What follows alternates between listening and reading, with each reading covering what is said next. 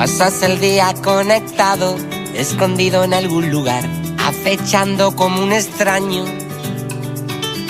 controlando con tu mano alguna falsa realidad, sin entender lo que está pasando. Tienes que tratar de comprender que están cayendo estrellas en el mar y no las ves. Vas mirando de reojo a la verdad, son los rostros de la vergüenza que te rozan sin tocar. Mires para otro lado, a mi corazón abandonado. ¿Qué tal? ¿Cómo estáis? Bienvenidos y bienvenidas a Red Refugio, este programa que hoy cumple 300 programas, todo un honor para nosotros y nosotras desde la Comisión Española de Ayuda al Refugiado. Luis, mi compañero, 300 programas ya que llevamos con Pues sí, con sí, esto. María José, parecía mentira hace 300 programas allá por el 2018. Por el otoño del 2018, que es cuando yo empecé aquí precisamente como voluntario con vosotros, y parecía mentira que llegáramos a los 300. No pueden precisamente decir eso mismo otros programas, ¿no? Pues sí, estamos muy contentos de estos 300 programas, unos programas en los que, bueno, como ya sabéis, quienes nos escucháis a menudo, pues lo que hacemos es tratar de dar voz y espacio a las personas refugiadas, a la realidad de quienes se ven obligados a huir de sus países en busca de paz y de la dignidad que merecen. Os recuerdo que Red Refugio es un programa que hacemos desde la Comisión Española de Ayuda al Refugiado, desde su delegación en Sevilla, y bueno, y que intenta pues promover esa solidaridad y empatía que tenemos en Andalucía.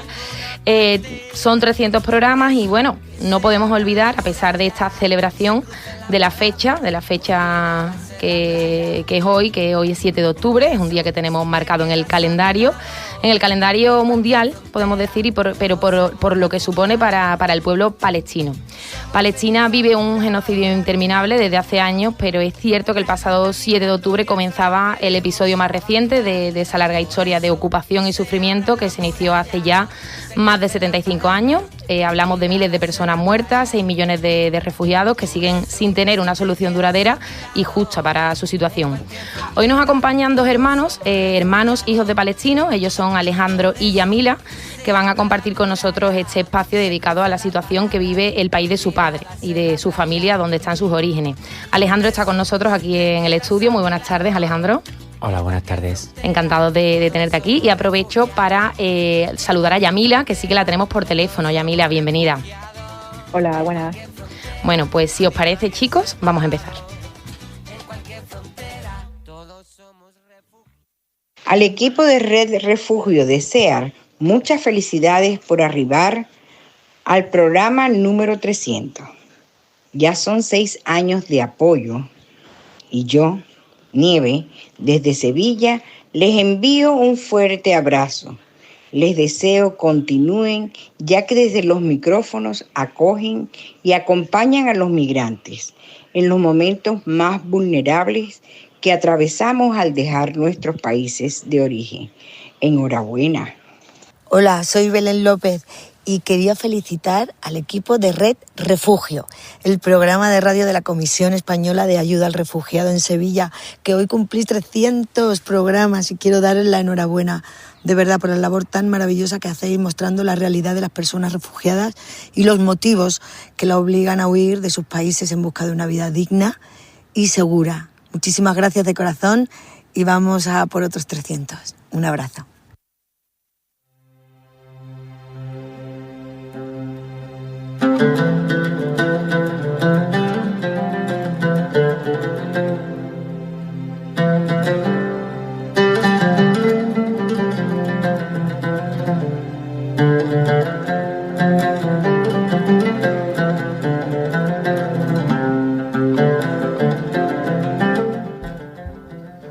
Perdóname, Palestina.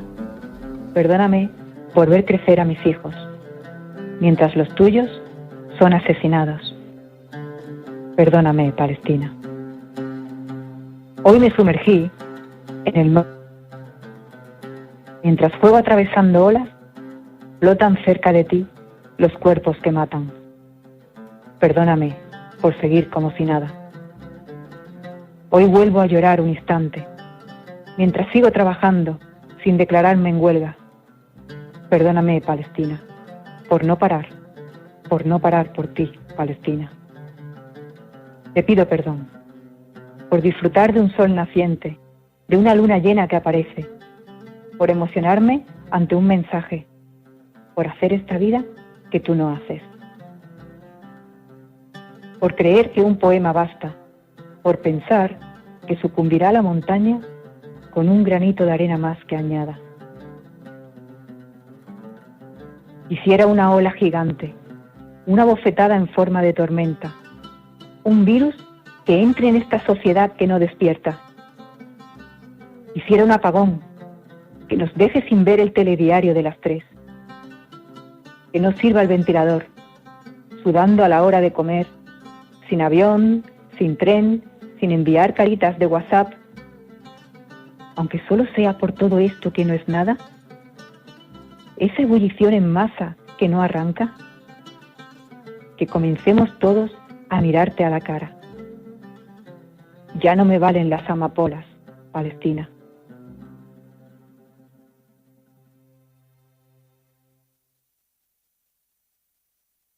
Pues son las palabras de Yamila a la tierra de su padre, también a su tierra, a Palestina. Muy emocionante este poema que nos has leído, Yamila, te lo agradecemos muchísimo. Un poema que tú misma has escrito y en el que estás pidiendo perdón, ¿no? Se repite mucho esa palabra, perdóname. Explícanos esa disculpa, ¿no? que le suplicas a Palestina, porque entiendo que también puede haber mucha frustración en esas letras ante toda esta situación. Gracias. Sí, la verdad que este poema es una segunda parte de otro, en el que en el primer poema pues se hablaba un poco de un símbolo muy importante que son las amapolas, de la resistencia palestina, ¿no? De cómo los palestinos entienden que ellos pertenecen a la tierra, que la tierra les pertenece, ¿no? Y es algo muy significativo porque en el sistema capitalista, ¿no? Como en el caso de Israel, ¿no? Ellos dicen que es su tierra pero la maltratan, ¿no? Dicen que es suya, no que ellos pertenezcan a la tierra, ¿no? Y la nutren, ¿no? Sí. Por eso termina diciendo ya no me valen las amapolas porque el genocidio sigue, ¿no? Y aunque nosotros ahora con esta entrevista, aunque nosotros escribamos poemas, aunque nosotros demos charlas o incluso hagamos manifestaciones, ¿no? Que hay un gran número de personas, de millones de personas que están en contra, ¿no? De este genocidio y luchan a su manera y con su granito de arena que puedan aportar. El genocidio sigue y día tras día y entonces pues eso, ¿no? Como tú hablas, ¿no? Esa frustración y entonces al final no es mi realidad. Cuando veo a mis hijos, veo a sus ojos, lo que veo son muchas veces a los niños palestinos. Cuando me baño en el mar, yo vivo aquí en Tarifa, ¿no? Y hay una parte, ¿no? Que es el Mediterráneo. Siento que esas millones de gotas que me rodean también son ese agua, también ha rodeado a los cuerpos, a los cadáveres de los palestinos, ¿no? Que no pueden disfrutar bañándose la gente en Gaza, ¿no? Sino que los matan, ¿no? Entonces, pues les pido perdón porque pues no puedo hacer más, ¿no? Porque nada de lo que hagamos es suficiente para parar este genocidio, ¿no? Aunque no hay que parar de luchar también. Yo me he ido, cuando he escuchado el final de tu poema, me he ido al rojo de las amapolas, y me ha recordado al rojo también de los claveles de la Revolución Portuguesa, ¿no? Uh-huh. No sé si en tu anterior poema o en la primera parte, un poco el rojo te sugería también esto, ¿no? Sangre derramada inútil, absurda e injusta. Uh-huh. Sí, el rojo ese tan fuerte de las amapolas, ¿no? E incluso sí. Que los palestinos están alimentando con su propia carne la tierra, ¿no? Y que germinan esas flores y esa sangre, ¿no? Es como lo que estás diciendo tú también, ¿sabes? Por eso es un símbolo muy fuerte palestino también las amapolas. Se habla mucho de las cofillas, de la sandía, pero eso también es muy, muy significativo. Bueno, pues muy bien. Nos ha encantado el poema. Sigue componiendo y más. Bueno, una cosita, para conoceros un poco más a los dos. Hemos dicho que sois hermanos, pero, bueno, contadnos un poquito sobre vuestros orígenes, los de vuestra familia, en fin, sobre todo para que nuestros oyentes, pues, vean y entiendan la unión que tenéis con Palestina y de dónde viene. Pues nuestro padre nació en Nablus y era una familia muy numerosa porque mi abuela, en esa época, ella había enviudado, ¿no? Y se casó con mi abuelo, ¿no? También para que veáis, ¿no? Que hablan mucho, ¿no? De la mujer, de la sumisión, ¿no? Y realmente ya en esa época, pues, no había, ¿sabes? No había ningún rechazo a casarse con una mujer viuda, ¿no? Que ya tenía 3 hijos. Y de hecho uno de esos hijos, pues, fue asesinado, pues, por los Realmente fue por estaba bajo el dominio británico, pero ya estaban los sionistas, había ya muchas revoluciones, ¿no?, que se daban de los palestinos porque veían cómo se les estaba quitando la tierra y cómo además no podían trabajar, porque eso se estaba haciendo, ¿no?, el Estado sionista, poquito a poco, un Estado para judíos y todos judíos. No es como las típicas colonizaciones, ¿no?, en Argelia, en otros países donde a los nativos se les usa como, vamos a llamarlo de manera, ¿no?, esclavos, ¿no?, o de mano de obra barata. No, a los palestinos ni siquiera se le quería así, ¿no? Y entonces, bueno, mi padre no llegó a conocer a ese hermano, ¿no?, pero sí sabía que lo habían asesinado. Y bueno, allí pues tenían sus tierras, tenían campos de olivos y todo eso pues fue expropiado. Todo eso ahora mismo, de hecho, la casa suya, él nunca ha podido volver porque fue ya pues utilizado como una comisaría israelí, ¿no?, y las tierras y demás. Entonces, nuestro vínculo viene desde muy pequeños porque cuando él vino para acá, que fue a estudiar, ellos se fueron a Jordania a vivir, toda la familia, ¿no? Alguna se quedó en Jerusalén, pero la gran parte se fue a Amman. Y en ese sitio, ¿no?, pues ya mi padre decidió porque quería ser médico y también es un deseo muy que también nace mucho en los palestinos, ¿no? Porque claro, si son atacados, ¿no?, pues pregunta a los niños que quieren ser arquitectos, quieren ser para reconstruir las casas, quieren ser médicos, ¿no?, para curar a la gente que está herida, ¿no? Entonces él tenía ese sentimiento. Al final, por una cosa u otra, él hizo aquí su vida. También es verdad que nunca ha tenido el derecho al retorno, nunca ha podido volver. Nosotros tampoco. Siendo hijos de palestinos, no tenemos tampoco siquiera la nacionalidad, ¿no?, ni nada. De hecho, mi padre ni siquiera tenía tampoco la nacionalidad jordana, porque en los países árabes también es muy difícil, siendo palestino, que te den la nacionalidad, ¿no? Te dan permisos, demás, pero es difícil, ¿no? O sea, y que los palestinos tienen a muchas personas, ¿no? Bueno, no personas, más bien el sistema, ¿no?, en contra. Y nosotros pues hemos crecido viendo cómo la evolución de los palestinos cada vez era peor y cómo el desprecio por la vida de los palestinos era cada vez, desde Israel, ¿no?, hacia los palestinos, era cada vez más flagrante, y además que eso iba acompañado de una prensa que cada vez se callaba más, se autocensuraba, o se censuraba, porque los poderes sionistas cada vez eran más importantes, y de ver portadas en el ABC, por ejemplo, un periódico muy conservador, donde se hablaba de la situación inaceptable de los palestinos, ahora llamarlos directamente terroristas, ¿no? Entonces, claro, yo creo que eso va de la mano. Es decir, Israel puede ahora hacer un genocidio porque hay más desinformación, porque se ha difundido más todos los bulos de Israel y porque se calla más las cosas que están ocurriendo allí. Entonces nosotros lo hemos visto desde pequeños, ¿no? Como viendo el telediario, yo recuerdo que era súper pequeña, veía a mi padre enfadado y veía un militar, que para mí era como algo que se supone que es bueno, ¿no?, porque es la fuerza del orden, ¿no?, maltratando a un niño, rompiéndole el brazo. Eso lo recuerdo, eso fue en la primera intifada. Y mi padre ahí, y digo, pero ¿con quién está enfadado? Porque ese es un niño, pero eso es un policía. Entonces, ¿sabes? Entonces ahí es donde te empiezas a dar cuenta de que el sistema falla y que está corrompido, ¿no? ¿Sabes? Entonces, bueno, pues ahí nos sale un poco la vena, ¿no?, luchadora desde siempre, ¿no?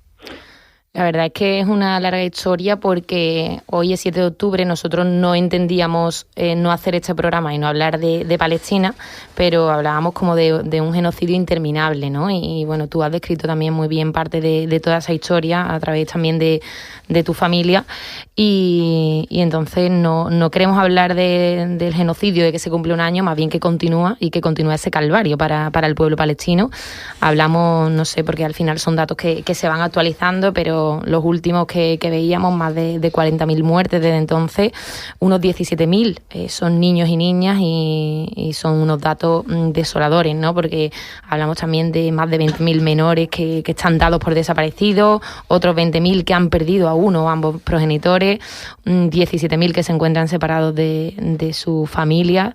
Es insoportable, es desolador y bueno, voy ahora con tu hermano, con Alejandro. Supongo que vivirlo para vosotros, aunque sea en la distancia, ¿no? Tu hermana hacía referencia a situaciones, ¿no?, de la cotidianidad que les recuerdan a todo este calvario. Es difícil, ¿no? Pues sí, la verdad que como ella misma dice muchas veces, ¿no?, y lo hablamos, pues tenemos una sensación de impotencia y de frustración, ¿no?, además de rabia, ¿no? Cuando yo hace muchísimo tiempo, como ella comentaba, veía yo sabía, porque mi padre me lo contaba, de las grandes injusticias que estaban sufriendo que sufrían los palestinos que siguen allí, resistiendo y aguantando. Pero bueno, había una parte de mí que por lo menos pensaba que era como en otros casos también, de grandes injusticias, que por lo menos la gente sabía que bueno, que eso era así y que es verdad, que había una injusticia. Pero cuando yo ya empecé a, digamos, cuando rompieron mi inocencia de alguna manera, y empecé a escuchar a medios, a supuestos periodistas o políticos criminalizando o revictimizando a los propios palestinos, es cuando a mí ya me explotaba la cabeza. Entonces ya me generaba un sentimiento un poco de ira y de rabia, porque digo, ¿esto cómo es? O sea, ni siquiera le van a dar a la víctima su papel de víctima, encima van a tratar siempre todo lo que ocurra como que la víctima es la que empieza y que los ocupantes son los que responden y que ellos son los únicos que tienen derecho a defenderse, como dicen muchísimos políticos, porque no he oído a ninguno que diga o se atreva a decir que los palestinos o los libaneses tienen derecho a defenderse. No se atreven a decir eso. Entonces la verdad que eso genera muchísima rabia, porque es como dice ella, ¿no? Aquí algo está fallando. Si estos políticos no son capaces de decir eso, realmente, ¿para qué nos están sirviendo? No. ¿O para quién sirven? ¿A quién sirven si no son capaces de decir algo tan evidente? Yeah. La verdad es que comprendo lo que queréis transmitir y bueno, personalmente lo comparto. Ha comentado, creo que ha sido Yamila, bueno, como vuestro padre, pues, o veía y simplemente también en sus reacciones, ¿no? En sus actitudes, en su comportamiento, pues esa impotencia y ese dolor en la distancia. No sé qué edad tiene vuestro padre, pero no sé cómo os ha podido transmitir, pues esa ocupación, ese año, no sé si fue 67. No sé, vosotros me corregís. Bueno, le pregunto a Yamila, ya que ella ha sido la que ha iniciado también esta cuestión.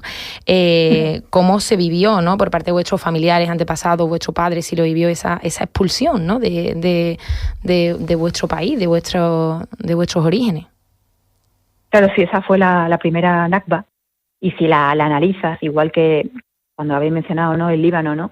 Si analizas cómo están atacando el Líbano, cómo lo atacaron también en el 2002 o 2006, no recuerdo ahora, como, o sea, todas las veces que ha atacado Israel, ¿no? Tanto al Líbano como a Palestina, y en este caso, ¿no? En la Nakba y demás, ¿no? Son modus operandi que se repiten una y otra vez, ¿no? Y vemos también a un Israel cobarde que hace acciones criminales, se calla, todo el mundo se pregunta, ¿será Israel? ¿Será Israel? Y después la hace una, otra y otra vez, y ya todo el mundo sabe que lo ha hecho Israel, pero no pasa nada, queda la impunidad, ¿no? Y se normaliza, ¿no? Que es lo peor todavía, que encima se normalice, ¿no? Entonces, claro, en la Nakba, en la primera Nakba, más de 700.000 personas tuvieron que huir, pero es que además destruyeron pueblos enteros, los arrasaron, y eso nos recuerda cómo están haciendo en Gaza. A eso a nosotros nos lo contaba mi padre, y ahora cuando lo estás viviendo es que dices, claro, ahora realmente lo entienden más, ¿no? Claro. Todavía, ¿no? Pues eso te lo cuentan y es como lo que nos han contado tantas veces del holocausto judío, ¿no? Que parece que son las únicas las víctimas, ¿no? Y hay muchísimas víctimas, ¿no? Pero ahora ves esto y tú dices, claro, es que la historia se repite, no solamente con el pueblo palestino, es que se repite, ¿no? Una y otra vez. Y son unas estrategias que no son nada nuevas y que Israel lo hace como una potencia opresora, colonial, sionista, porque el sionismo es lo mismo que el fascismo y que el nazismo, ¿no? Donde ellos se sienten como pueblo elegido, ¿no? Y tienen derecho a ser las únicas víctimas y que pueden hacer eso, ¿no? Y están los salvajes, se llaman, ¿no? A los palestinos, que son los nativos, que se tienen que huir, de ahí y que además destruyen sus pueblos, los destrozan para que no puedan movilizarlos, que también lo que hacen los medios, ¿no? Invisibilizar el sufrimiento del pueblo palestino y, sin embargo, están todo el tiempo visibilizando e instrumentalizando a las víctimas de, pues en esa época del holocausto judío, que no tienen nada que ver con los sionistas que viven allí en Israel, ¿no? Y entonces, el caso que comentaba de la Nakba, me gustaría resaltar que la UNRWA, que es una agencia, ¿no? Como todos sabemos, ¿no? De la ONU, ¿no? Pero especializada en los refugiados palestinos y que se supone que era algo temporal, pero no ha podido ser temporal. ¿Por qué tiene tanto interés Israel de desacreditar? No me sale la palabra. Bueno, desacreditar. Destruirla. Sí, perdona. Sí. Que me he puesto, que cuando ya me entra cada vez... Claro, es normal, no te preocupes. Me entra un poco así de emoción, ¿no? Y entonces, porque ellos reconocen, ¿no? Mientras exista la UNRWA, reconoce el derecho al retorno de más de 6 millones de palestinos, ¿sabes? Entonces, claro, ya no está. Esa es una manera, ¿no?, de vincularla con el falso terrorismo, que sabemos que todas las acusaciones de Israel han resultado al final ser confesiones, ¿no? Ellos nos dijeron que si habían decapitado bebés, cuando ellos son los que decapitan bebés, pero es que no la han decapitado solamente ahora. Es que han decapitado a bebés y han quemado personas vivas también en muchas otras operaciones militares, ataques contra Gaza, a lo largo de 2006 hasta ahora. ¿Sabes? Eso es lo que parece que está invisibilizado, ¿no? Entonces, de hecho, también tenemos que tener en cuenta que en Gaza vive un 60%, o sea, el 30% de los palestinos son refugiados ya. ¿Sabes? Que dice que ya han huido de allí. Increíble. Y ahora otra vez estás atacándolos. ¿Sabes? Es algo... Bueno, vamos a tener que hacer otro telediario distinto a ese que tú proponías en tu poema, que cortáramos, ¿no? Que apagáramos. Otro telediario que no sea un bulo, precisamente, ¿no? Bueno, vamos con tu hermano, Alejandro, que está aquí acompañándonos en el estudio. Alejandro, no sé si contáis, suponemos que sí, allí con familiares, con amigos, contactos que se encuentran cerca de Palestina, y si es así, ¿qué os cuentan de la situación? Pues mira, tenemos familiares, pero a mí me gustaría contar, los familiares nuestros están en Cisjordania, en Nablus concretamente, y aunque hay toques de queda y etcétera, y también están haciendo pogromos allí, ¿no?, en Cisjordania, porque Israel está aprovechando que los medios se centran en Gaza para ellos seguir con su ocupación y limpieza étnica en Cisjordania. Pero a mí me gustaría contar algunos ejemplos o algunas personas concretas que he conocido durante estos 11 meses y pico de genocidio aquí en Sevilla, de palestinos y palestinas que han llegado aquí huyendo del genocidio. Y bueno, contar, por ejemplo, el caso concreto, o sea, me gustaría también mostrar la increíble capacidad que tienen de querer vivir y de querer reír y de querer disfrutar de la vida. Porque concretamente, por ejemplo, quería contar la historia de un palestino que se llama Hassem, que él salió antes de que empezase el genocidio, salió a Egipto a que le operasen de una hernia. Y mientras estaba en Egipto comenzó el genocidio. Su mujer estaba allí, embarazada, de 5 meses, y su hija de 6 años. Entonces él desde Egipto, con unos contactos que tenía aquí en Sevilla, consiguió huir a Mauritania y después llegar a Sevilla. Entonces ya fue cuando yo lo conocí. Cuando te cuentan historias son de personas que no conoces o son números y eso de alguna manera te protege. Pero cuando lo conoces personalmente... Normal, la emoción, no te preocupes, Alejandro. Tómate tu tiempo, tranquilo. Te agradecemos mucho que lo compartas con nosotros y con los oyentes.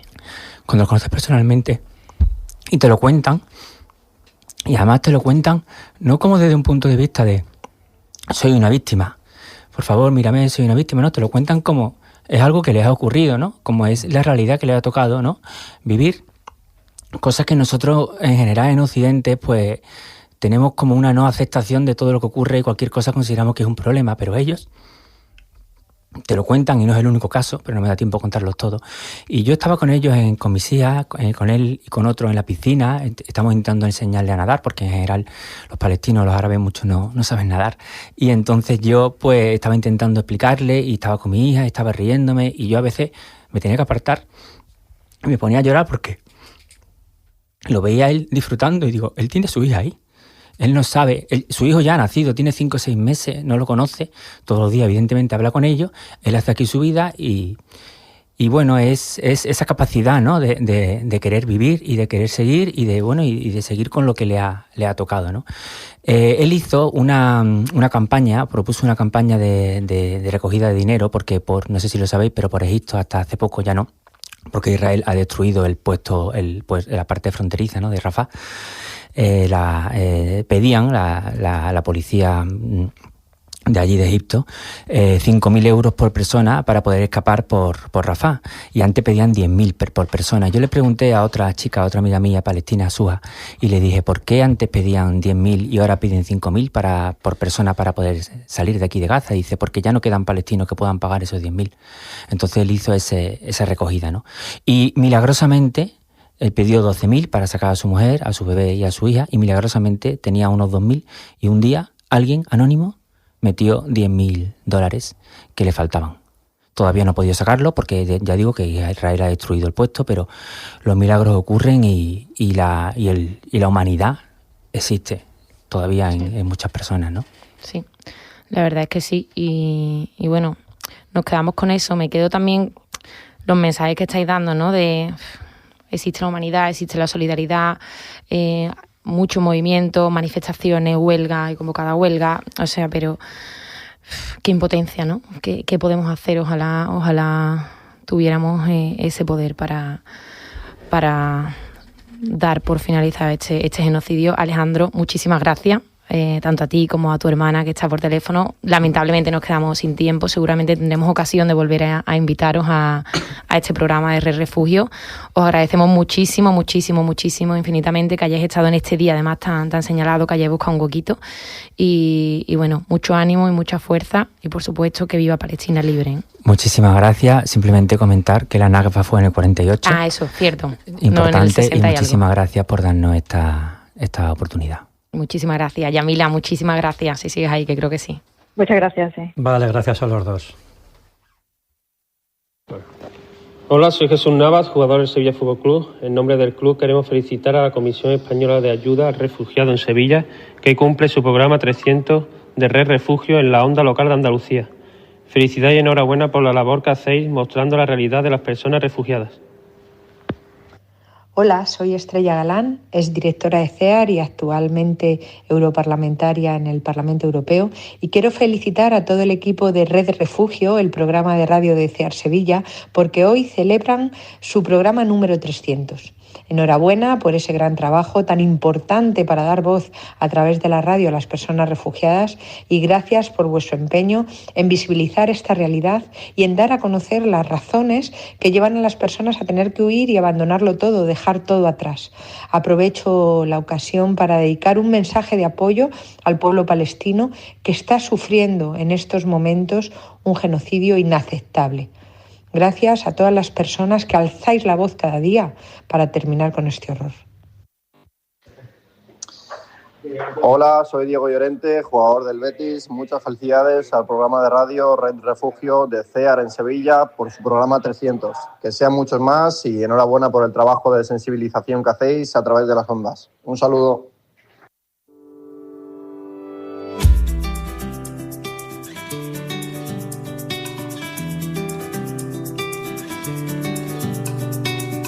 Pasas el día conectado, escondido en algún lugar, acechando como un extraño, controlando con tu mano alguna falsa realidad, sin entender lo que está pasando. Tienes que tratar de comprender que están cayendo estrellas en el mar y no las ves. Vas mirando de reojo a la verdad, son los rostros de la vergüenza que te rozan sin tocar. Mires para otro lado, a mi corazón abandonado. Se está haciendo muy tarde para levantarte. Por eso que se abra la muralla y se crucen las palabras olvidadas en la playa. Y llegamos al final de Red Refugio, de este segundo programa de la temporada que estrenábamos la semana pasada, y que bueno, que ya son 300 los que celebramos hoy, y muy contentos de poder compartir cada semana este ratito con todos vosotros y vosotras. Una fecha señalada, este 7 de octubre, donde hemos recordado al pueblo palestino, un pueblo que sufre un genocidio interminable y cuya situación, como hemos podido compartir con Alejandro y Yamila, pues es desoladora. Nuestra voz ha sido hoy para toda su comunidad.